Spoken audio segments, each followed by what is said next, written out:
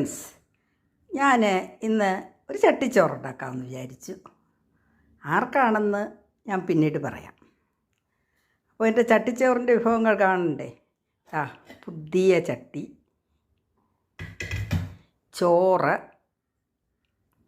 രസം, മുട്ട ഓംലേറ്റ്, മുളക് വറുത്തത്, ഉരുട്ട് ചമ്മന്തി.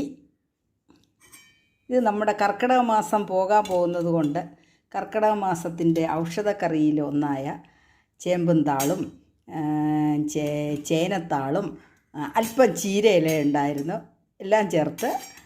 പിന്നെ പോകാൻ തൊണ്ട് പൊയ്യങ്കാണി ചീര എന്ന് പറഞ്ഞൊരു ചീര എൻ്റെ പുരയിടത്തിൽ ഇവിടെ ചെറുതായി നിന്നു. ശകലമേ ഉണ്ടാക്കിയിട്ടുള്ളൂ.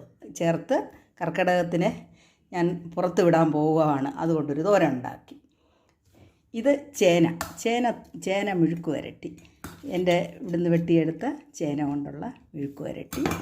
ഇത് നാരങ്ങ അച്ചാറ്, തൈര്, പപ്പടകം. ഇത്രയും വെച്ച് ഞാനൊരു ചട്ടിച്ചോറ് സെറ്റ് ചെയ്യാൻ പോവുകയാണ്.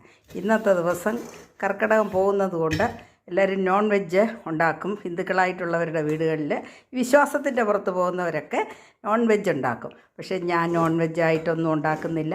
ഞാൻ വിചാരിച്ചൊരു ചട്ടിച്ചോറ് ഉണ്ടാക്കാമെന്ന്. അപ്പോൾ എൻ്റെ ചട്ടിച്ചോറ് കാണണ്ടേ? അപ്പോൾ ഞാൻ ചട്ടിച്ചോറിലോട്ട് ചോറിടുന്നു.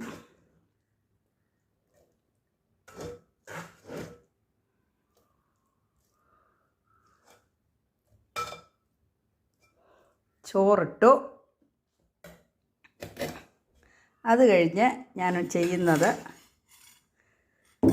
അല്പം രസം ഒഴിക്കാം. അല്പം രസം ഒഴിച്ചു. അത് കഴിഞ്ഞ് ഞാൻ അല്പം തൈര് ഒഴിക്കാം. അല്പം തൈര് ഒഴിച്ചു. പിന്നീട് ഞാൻ ചെയ്യാൻ പോകുന്നത് നമ്മുടെ ചീര, ഔഷധ ചീര എന്ന് തന്നെ പറയാം. ചീര വയ്ക്കാം. നല്ല ടേസ്റ്റ് ഉണ്ട് കേട്ടോ. ഉള്ളിയൊന്നും ഇട്ടിട്ടില്ല. ചീര വച്ചു. പിന്നെ ഞാൻ അടുത്തത് ചേന മെഴുക്ക് വരട്ടിയാണ് ഞാൻ വയ്ക്കാൻ പോകുന്നത്. ചേന മെഴുക്ക് വരട്ടി നല്ല ടേസ്റ്റുള്ള ചേനയാണ് കേട്ടോ. ചേന മെഴുക്ക് വരട്ടി വെച്ചു. അത് കഴിഞ്ഞ് ഞാൻ ചെയ്യാൻ പോകുന്നത് മുട്ട ഓംലേറ്റ് വയ്ക്കുന്നു. പിന്നീട് നമ്മുടെ ഉരുട്ട് ചമ്മന്തി ഉണ്ടല്ലോ, ഉരുട്ട് ചമ്മന്തി എല്ലാം ഇഞ്ചി വരെ വെച്ചിട്ടുണ്ട്. ഉരുട്ട് ചമ്മന്തി വെച്ചു. പിന്നീട് ശക്കലം